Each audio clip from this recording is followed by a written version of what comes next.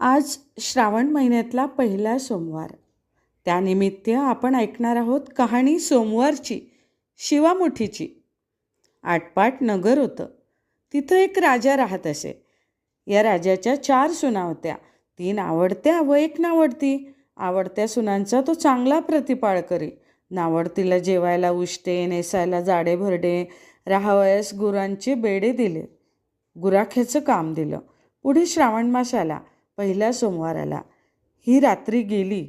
नागकन्या देवकन्यांची भेट झाली. त्यांना विचारलं, बाई बाई कुठे जाता? महादेवाच्या देवळी जातो. शिवामुठी वाहतो. यानं काय होतं? भ्रताराची भक्ती होते. इच्छित कार्य तडीस जातं.